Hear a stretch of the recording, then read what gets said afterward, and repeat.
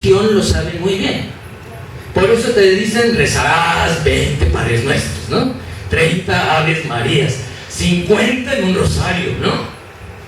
Y la publicidad también lo sabe, que a través de la repetición va construyendo el inconsciente. Sin decirles yo el nombre del refresco, todos sabemos cuál es la chispa de la vida. ¿Ah?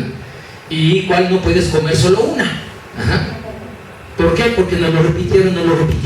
Mucho de lo que nos repetimos, tanto en voz alta como en pensamientos, lo vamos decretando, lo vamos viviendo, lo vamos haciendo, porque, como bien nos decía la maestra Esther, primero lo pienso, luego lo siento y luego, decía, lo vivo, lo actúo. Lo primerito es el pensamiento. A lo que tenemos que estar atentos y atentas es a qué estoy pensando las cosas. De lo que te hace sufrir, 10% es lo que pasó, 90% lo que estás pensando sobre lo que pasó. Y entonces se nos enseña a través de canciones, ¿no? Sufrir me tocó a mí en esta vida, llorar es mi destino hasta el morir. Y si la cantas, ¿qué crees que es la vida? Sufrir. Y si te pones a cantar, yo no nací para amar, nadie nació, pues soltero, órale, decretas. Decía San Agustín que el que canta ora 2 veces. ¿Qué quiere decir? Que te lo repites el doble o el triple porque estás cante. Por eso la música se usa en la publicidad, en la religión y en muchos otros lados. Hay que hacer canciones que nos repitan cosas bonitas de la autoestima y esas cantarlas. Cuidado con los que cantan cada semana, yo no soy nada y del polvo nací, porque te lo crees y crees que no vales nada. Si nos lo vamos repitiendo, yo recuerdo cuando pasé una etapa de mucha depresión, yo recordaba mis canciones religiosas de la infancia y yo dije, no, que cuál Dios, le voy a poner Juan Carlos a las bonitas. Y dice, hay poder, sin igual poder. En Juan Carlos que murió y resucitó. Dice, ahí la llevo, ya resucitando mi droga. Ay, sí, qué bonito ese Juan Carlos Dios, ¿no? Pero la cultura nos enseña que hay que sufrir y lo tenemos en el lenguaje. Vamos al cine y la película te gustó y en vez de decir qué bonita película, valió la pena. Pues que te hicieron en el cine, ¿no? Para que tuvieras penas ahí dentro y que valiera, ¿no? Pero lo que vale lo empezamos diciendo como si fuera una pena. Muy poca gente dice, valió el gusto de irme a Cipolite. Valió el gusto que me di. Eso lo valió. Porque el gusto no vale. Si yo llego tardísimo a dar mi ponencia, le digo, ay, discúlpame, es que vengo de coger, perdónenme tantito, desde mi sotamento había vuelo. Eso está aquí esperando, ¿verdad? Pero caliente, ¿no? Pero si llego y les digo, ay, es que se me murió mi abuelita. Ay, Juan Carlos, bueno, no importa, si el argumento es de dolor y de sufrimiento, es aceptado. Si es de gusto y de placer, es rechazado. Entonces hay toda una cultura que nos va llevando a sufrir.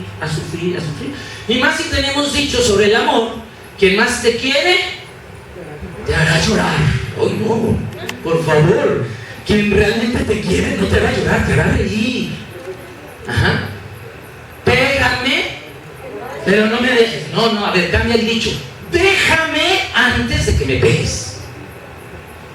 Déjame antes de pegarnos. ¿Sale? No, pero nuestra cultura es pégame pero no me dejes. Porque se inventó que el matrimonio era para siempre. En una ocasión, pues yo de chavo estaba muy metido en la iglesia y me fui con un cura de misiones y una pareja estaba peleando su matrimonio y yo oí que el padre les dijo, lo que Dios quiere es que ustedes ya se divorcien. Entonces ya cuando estaba yo solo con el padre le dije, hermano, ¿cómo que Dios quiere que se divorcien? Me dice, sí, antes del siglo XIV el ritual de la iglesia decía hasta que la muerte del amor os separe. Pero como una frase bíblica es hasta que la muerte os separe, lo cambiaron en el siglo XV, cuando en el concilio de Florencia, en el año 1439, hacen la monogamia, el matrimonio sacramento. El matrimonio lo hacen sacramento hasta el concilio de Florencia, que es en 1439 al 55. Ya se me iba la fecha. Ajá. Siglo XV, mera Inquisición. El matrimonio es un aparato de tortura legal de la Inquisición. No es por amor, porque además ni decidías tú casarte. Te decidían con quién. Y para toda la vida además. Ajá. Y la gente cree que es desde siempre, que existe el matrimonio, que los católicos no se separaban, que los cristianos no se deben divorciar. Entonces, los cristianos rechazan todo lo de los católicos, el Papa, los santos, el rosario, la confesión, pero se tragaron todas las inquisiciones.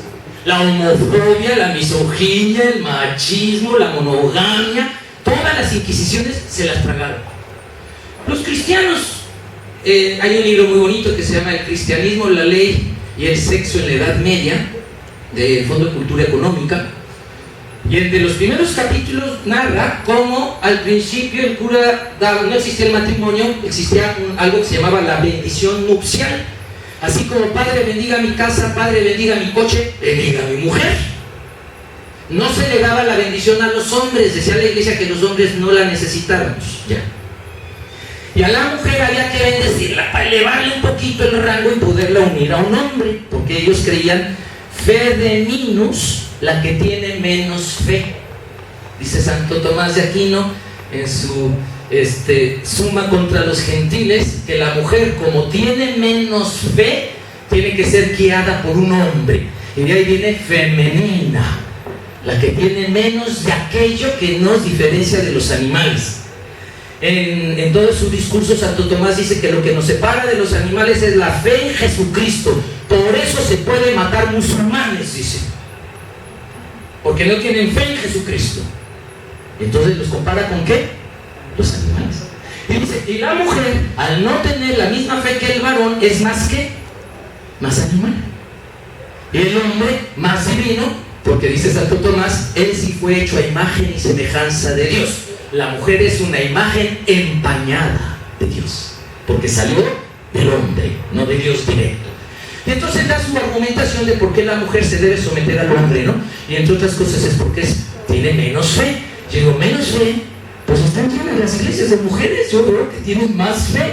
Por eso este Papa va a cambiar muchas cosas y entre otras va a aceptar los matrimonios del mismo sexo, porque la Iglesia Católica tuvo santos gays, santas lesbianas, la homosexualidad, y la Biblia se cambió hasta el siglo XIII. Hoy las Biblias que ustedes leen sí condenan la homosexualidad. Antes del siglo XIII, XII no la condenaban.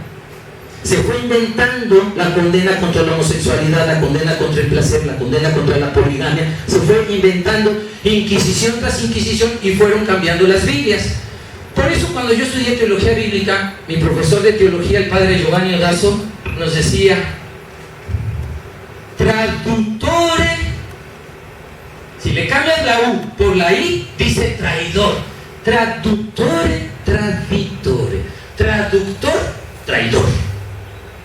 Si el traductor no está de acuerdo con el autor, cambia el autor, y que leímos al traductor creemos que San Pablo dijo. Y unos peor dicen, Dios dijo.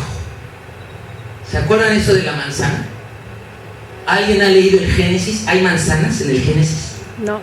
¿Qué hay?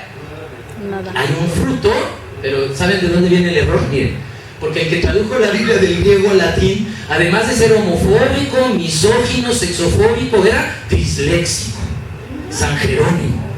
Y traduce un disléxico, híjole. Y entonces la Biblia dice: no comeréis del fruto del árbol del conocimiento del bien y del mal. Ajá, así se dice mal en latín. San Jerónimo era disléxico y cambió las dos letras. Y mela, así se dice manzana en latín. Entonces, más de 1000 años las Biblias decían: no comeréis del fruto del árbol del conocimiento del bien y de la manzana. Cuando llega Lutero, que sabía muchos idiomas, y lo cambia, a la gente ya se le quedó. Ahora quiten a la gente que en Adán y Eva hubo manzanas. Ya hasta el hombre la traemos aquí pegada. Blancanieves pagó el pato. Y a la pobre manzana es el fruto prohibido, el fruto del pecado, el fruto del deseo. Y fue un error de traducción. Y la gente hoy lee sus Biblias sin un átimo de crítica. Una pizca de crítica. No, así dice y así debe ser. No, espérate. Eso que tú estás leyendo, una persona lo tradujo. ¿Cuántas traducciones lleva la Biblia que llega a tus manos? Como 8, 9, 10 traducciones. Y todos hemos jugado al teléfono descompuesto. Imagínense después de siglos y siglos y siglos. Por ejemplo, cuando San Pablo vivía en Grecia y en Roma, no se pierdan el Congreso de San Cristóbal, ahí lo voy a platicar, el sexo se enseñaba en los templos. En el templo se enseñaba a coger y se le llamaba sexo sagrado. Y enseñaban muchas técnicas de conciencia para llegar al orgasmo con cada chakra de tu cuerpo. ¿Cuántos chakras tenemos? 7. El primero está en el ano, el kundalini. Orgasmo anal, bueno, ahí yo saqué 10.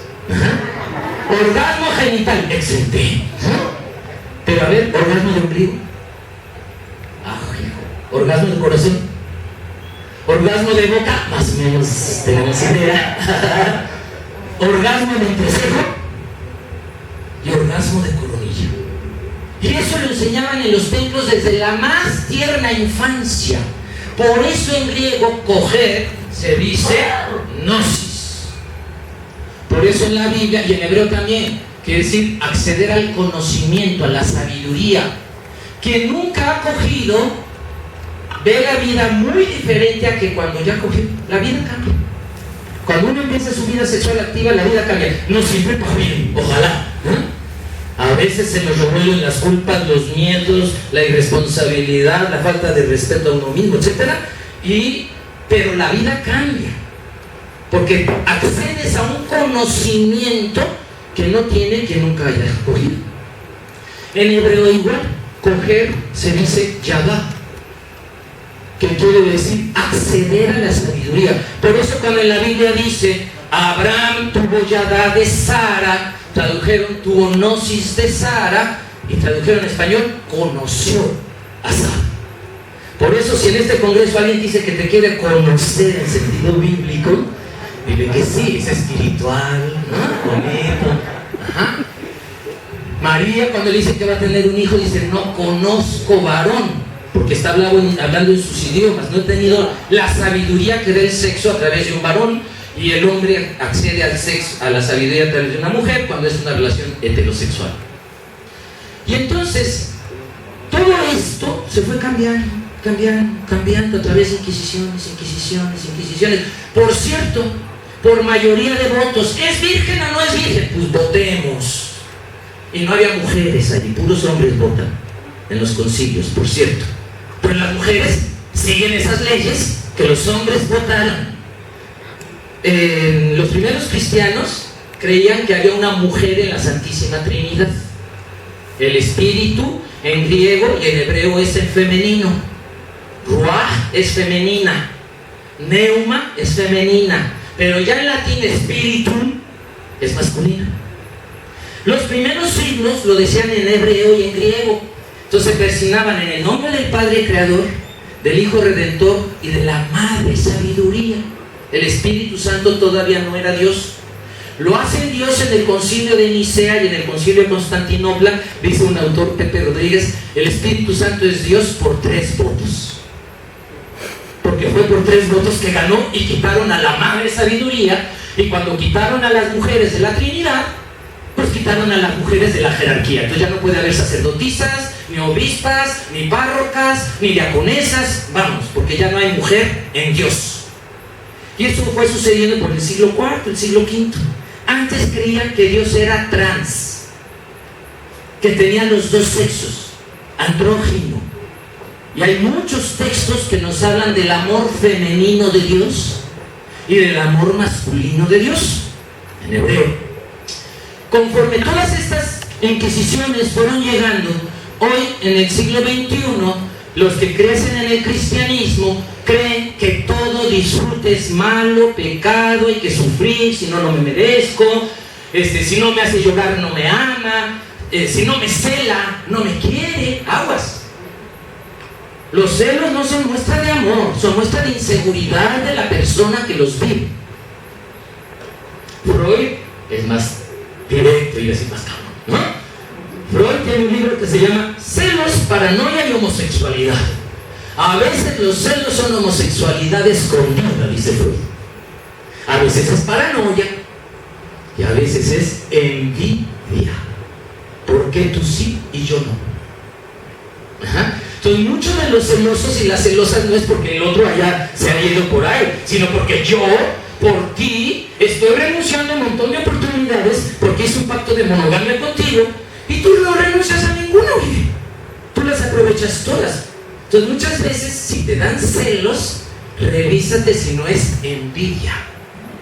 En inglés es la misma palabra, aunque existe envy, es un inglés muy antiguo o de una clase, pero popularmente celos se dice jealousy, que también es envidia.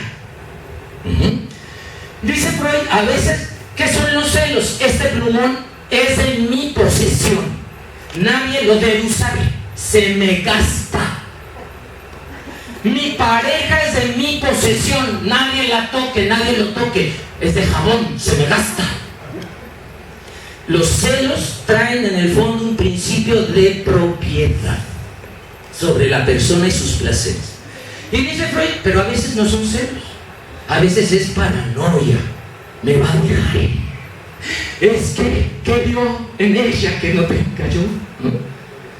Es que, como ya estoy viejo, como ya estoy gordo, ¿no?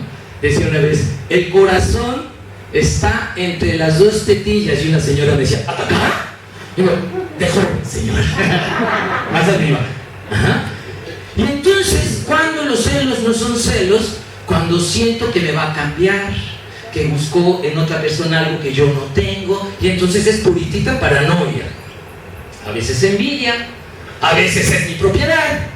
Y dice Freud, si llega un hombre feo, no se cuida, obeso, maloliente, y toca la puerta de su casa y le dice, soy compañero de trabajo de su señora, vamos a trabajar 2 horas juntos hoy. Vieja, ¿qué habla tu compañero de trabajo? Vaya. Si llega un chavo mamadito, peludén, así abierta la camisa, en moto, nalgón, piernudo, ¿no? Y toca la puerta de tu casa y dice, soy compañero de trabajo de su señora, vamos a ir a trabajar 2 horas. No, mijo, ni un minuto. Dice Freud, entonces ¿a quién le gustó? A él. Porque el feo no le pareció motivo de celos. El guapo sí.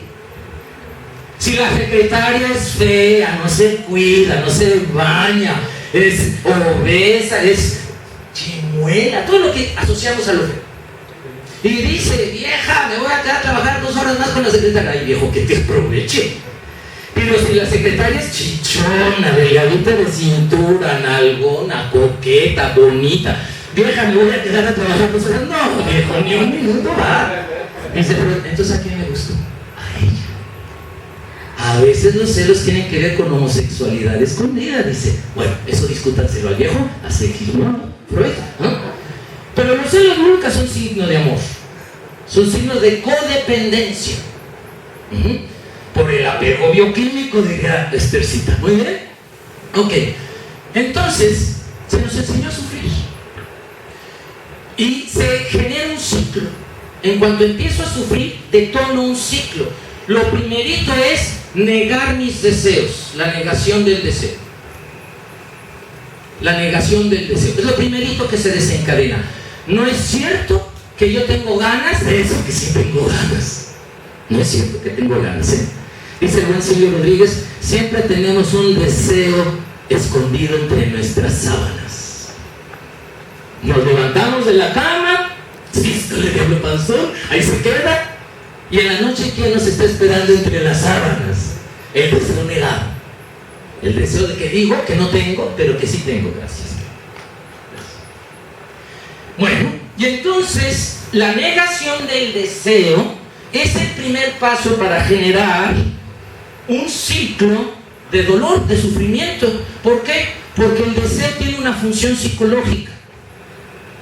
Así como el miedo tiene una función, ¿cuál es el mensaje del miedo? Si viene un perro, no ladra, pero ya sacó los dientes y ya se agachó, trae el pelo erizado y viene dirigido hacia mí, ese perro me viene a morder.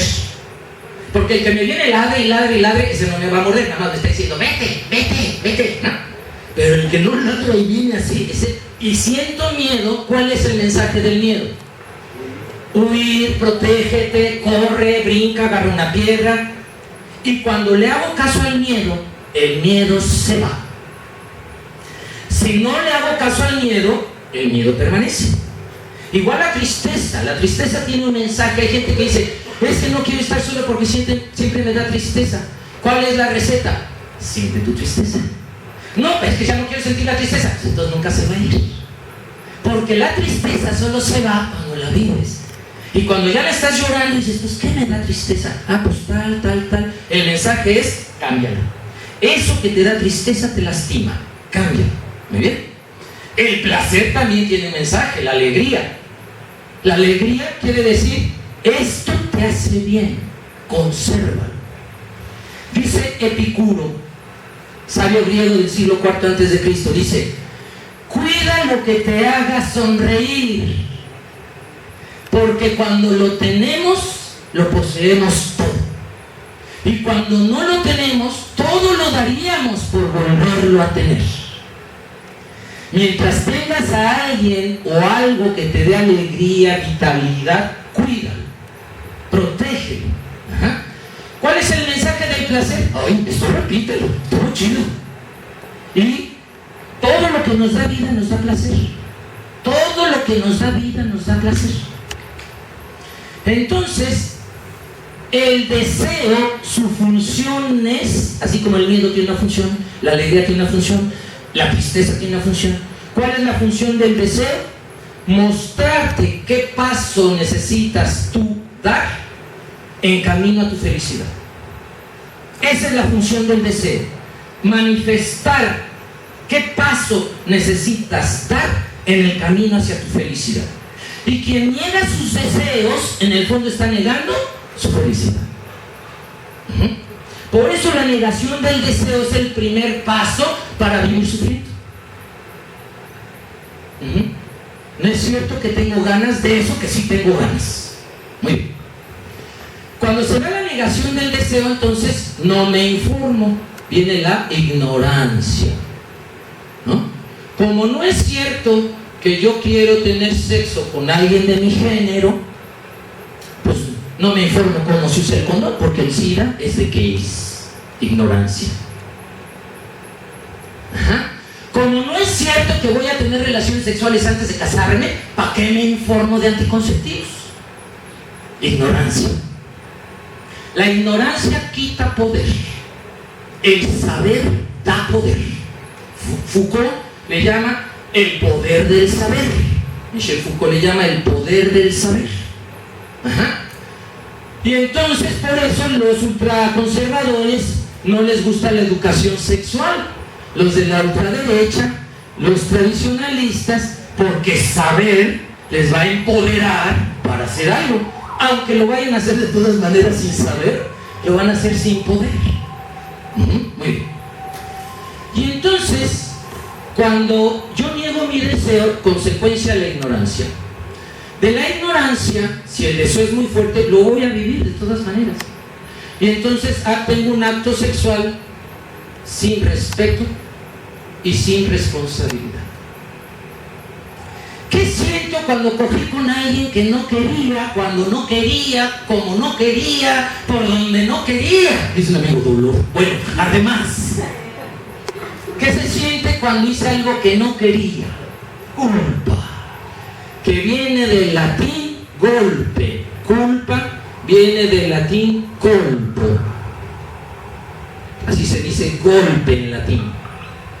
Y entonces, cada vez que siento culpa es un golpecito que me doy, me digo, oye Juan Carlos, estás fallando a tu congruencia, ¿eh? La culpa no es mala, todos los sentimientos tienen un área sana y un área patológica. El miedo es sano, pero vivir con miedo es un infierno. La culpa es sana, pero vivir con culpa es un infierno. La culpa es un mecanismo de defensa que nos ayuda a la congruencia. Vamos a poner aquí, congruencia entre mi pensar, sentir, hablar y hacer. Cuando yo no alineo una de estas cuatro, me va a dar culpa. Si yo pienso de una manera y siento de otra, pierdo mi paz interior. Quien llega a mi consultorio, lo que llega buscando es paz interior. En el fondo, está buscando su paz interior, perdió su paz. Una de las cosas que yo primero trabajo es alinear su congruencia. ¿Cómo andas? ¿Vives como piensas? ¿Te atreves a decir tus opiniones o te las callas? ¿Te atreves a decir lo que sientes o te lo callas? ¿O hablas distinto a lo que piensas y sientes? ¿O piensas, sientes y lo dices, pero haces algo distinto? Vas a sentir culpa. Y entonces la culpa es un mecanismo de defensa cuando es sano, porque nos ayuda a corregir mi incongruencia. Muy bien. Y entonces, ¿qué pasa cuando siento culpa? Nos lo enseñaron perfecto en la religión. Mereces castigo, ¿no? Hay una sentencia, hay una acusación, hay un juicio, me juzgo. Muy bien. Entonces, la culpa es un sentimiento en relación al pasado, por lo que hice, en incongruencia, y genera miedo al futuro. ¿Y si mi papá supiera lo que estoy haciendo? ¿Y si mi esposa supiera dónde estoy? ¿Y si mi pareja supiera qué hice en el Congreso? ¿No? Y entonces la culpa del pasado genera miedo a mi futuro. Ajá. El miedo en la religión y la culpa nos enseñaron que se quitaba con arrepentimiento y confesión, ¿no? Y entonces sí, ya me arrepentí, la regué, y llega tu pareja apenas entrando a la puerta y dices, me acabo de acostar con otro, con otra, ¿no? La pareja así, plop, con el condorito para atrás. Si no puedes con tus culpas, no salpiques. ¿Sí? Ay, no, es que es por honesto que te lo digo. No, es por funesto. Los buenos trabajos no admiten reclamación. Como dicen, ¿no? Que no quede huella, que no quede huella, ¿no? Si dejas huellas, es que quieres que te cachen. Porque no aguantas traerlo escondido, no aguantas la culpa. Y entonces nos enseñaron que si lo confieso, con eso se quita. Pero no, no es cierto. Solo se quita si corrijo. El mensaje de la culpa es: corrige tu congruencia o corrige tu incongruencia. Muy bien. Y entonces aquí es arrepentimiento y confesión, pero no lo resuelve. Y entonces me voy al autocastigo. ¿Cómo se dice castrado en latín? Casto. Castrada, casta. Castración en latín, castità. Llevar a castrar a alguien, castiagire, castigar. Nunca castiguen a nadie, por favor, mucho menos se dejen castigar. Es permitir que te corten las alas, permitir que te castren. Y nuestra cultura y nuestra pedagogía está basada en el castigo, en el miedo al castigo. Y entonces, ¿qué